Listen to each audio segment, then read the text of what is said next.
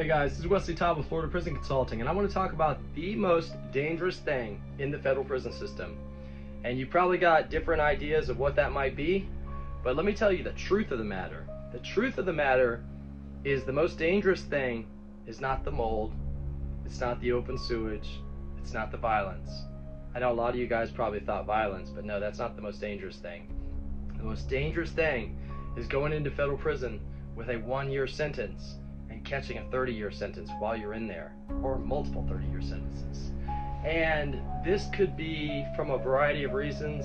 It could be from a fight that ended up in a manslaughter or a murder. It could be from officers planting drugs on you. It could be officers planting a shank on you. It could also be officers accusing you of a sex crime. This just happened to one of my clients. He was accused of looking at the female officer walking out of his cube with his pants around his waist and masturbating with both hands at the same time. Does that sound reasonable to you? Does that sound like the way that you would do that type of behavior? It doesn't sound reasonable to me, and the matter could have been referred to outside court for prosecution, but since that area is actually monitored by cameras, you know, it was pretty well known that a good lawyer would tear that apart. And so, especially because this correction officer is known for writing these same shots on so many different inmates. So essentially, he's in solitary housing. He's been denied his phone privileges. He's been denied the normal diet. They're just retaliating on every way possible due to this shot. And the shot is a complete lie. It's absolutely fabricated.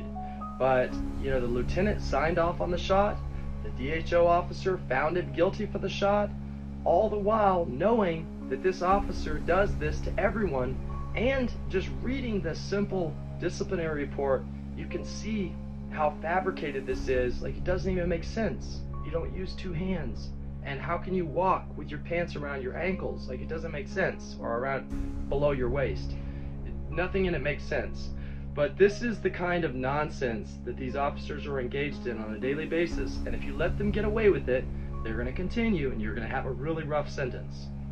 Fortunately, on this occasion, this client contacted me, and I'm going to dig all the way to the bottom. I'm doing FOIA requests. I'm going to find out how many times she's written a similar disciplinary report. If she's been doing it once a week, we're gonna be asking the judge, why would a woman continue to have employment at a place where she's sexually assaulted once a week? Like, it doesn't even make sense. But we're gonna get to the bottom of it. We're gonna find out why the warden is tolerating this behavior from his staff. We're gonna find out why government documents are being falsified, and Congress and the Senate are gonna be looking into Coleman Federal Correctional, which is supposed to be a protective custody prison. It's known for that. It's known to house people of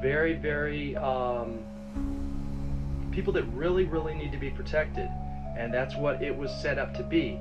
And now we've got a warden that's tolerating this abuse with its staff, and that is completely wrong. We're not going to stand for that, and we're going to get to the bottom of it, and we're going to make sure this officer is disciplined, and I hope she loses her job, and I hope she's also prosecuted for this, because we do have a new administration that's treating these matters a lot differently. It just needs to get out needs to get out to the right people in Congress and Senate and investigate it properly. It's amazing to me that the DHO officer would actually sign off as guilty, not take any of his witnesses. Like, it's amazing they thought they could get away with this. They didn't realize I'd be getting a call. So anyways, guys, this is something to watch out for in prison. You've definitely got to watch out for the corrupt staff. Yes, they can very easily plant a plastic spoon on you and call it a shank and end up giving you 5 or 10 more years in federal prison. And it's your word against a federal officer's word. So it's really hard to beat something like that in federal court if they do refer it to outside charges. Now, in this case, with this particular inmate, they didn't refer it to outside charges because obviously they probably thought it wouldn't stand up in court, and they thought they would just retaliate on him, by keeping him in solitary housing.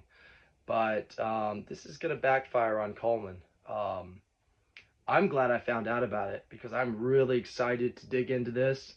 And if you've got a loved one experiencing similar retaliation and corruption, please definitely message me and get in touch with me as fast as possible. We'll dig into it and we'll get the corruption to stop. This one is going to take a little while. FOIA requests take some time. Congressional and Senate cases do take some time. They take about 60 days to complete, usually on an average. But he's definitely going to be treated a whole lot differently as soon as the Congress and Senate start digging into this and the lawyers at Washington, D.C. start getting calls and start calling down to the prison. This is going to open a huge can of worms. So if you got something like this going on, definitely give me a call. And thank you very much. Please follow me for more. God bless. This is Wesley Todd with Florida Prison Consulting.